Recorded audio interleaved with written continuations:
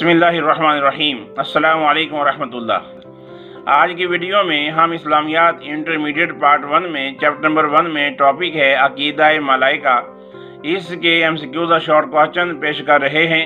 اس سے پہلے میں آپ سے گزارش کروں گا کہ اگر آپ نے ابھی تک ہمارے چینل کو سبسکرائب نہیں کیا تو اس کو ضرور سبسکرائب کیجئے، بیل آئیکن کو بھی دبا دیجئے تاکہ ہمارے آئندہ کے نوٹیفیکیشنز آپ کو ملتے رہیں۔ سوال: کثیر انتخابی سوالات کے جوابات دیجیے۔ فرشتے اللہ تعالیٰ کی مخلوق ہیں؟ نوری۔ ملک الموت فرشتے کا لقب ہے؟ اسرائیل۔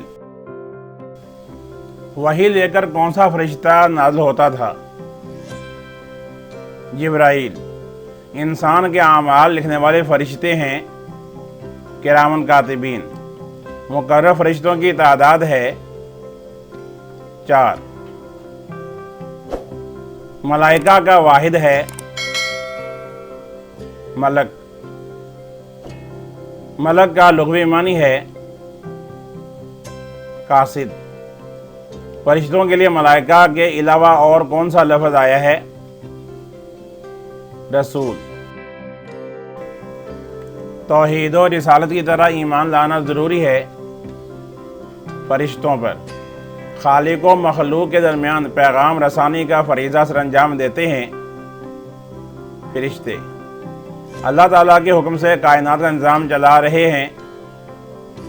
ملائکہ۔ مختصر سوالات جوابات۔ سوال: ایمان بالملائکہ سے کیا مراد ہے؟ جواب: ملائکہ عربی میں فرشتوں کو کہا جاتا ہے۔ ملائکہ کا واحد ملک ہے جس کا لغوی معنی ہے قاصد۔ ملائکہ اللہ تعالیٰ کی نوری مخلوق ہیں۔ یہ خالق و مخلوق کے درمیان پیغام رسانی کا فریضہ سر انجام دیتے ہیں۔ اللہ تعالیٰ اپنا حکم ان کے دل میں القاء فرما دیتا ہے اور وہ اس حکم کو مخلوق میں جاری اور نافذ کر دیتا ہے۔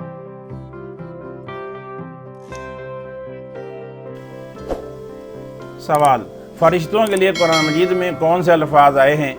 جواب: فرشتوں کے لیے قرآن مجید میں ملک اور رسول کے الفاظ آئے ہیں۔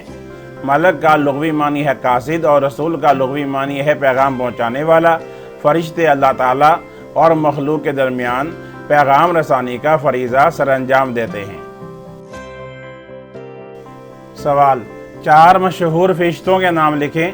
جواب: حضرت جبرائیل علیہ السلام، حضرت اسرائیل علیہ السلام، حضرت اسرافیل علیہ السلام اور حضرت میکائیل علیہ السلام۔ سوال: فرشتوں تک پیغام الہی کیسے پہنچتا ہے؟ جواب: فرشتے اللہ تعالیٰ کی نوری مخلوق ہیں۔ اللہ تعالیٰ اپنا حکم فرشتوں کے دل میں القاء فرما دیتا ہے اور وہ اس حکم کو مخلوق میں جاری اور نافذ۔ سوال: فرشتوں پر ایمان لانے کا مطلب کیا ہے؟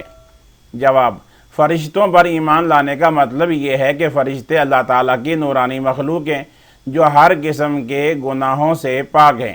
یہ کبھی گناہ یا غلطی نہیں کرتے، یہ ہمیشہ اللہ تعالیٰ کے حکم کی تعمیل کرتے ہیں۔ سوال: فرشتوں میں ایمان لانا کیوں ضروری ہے؟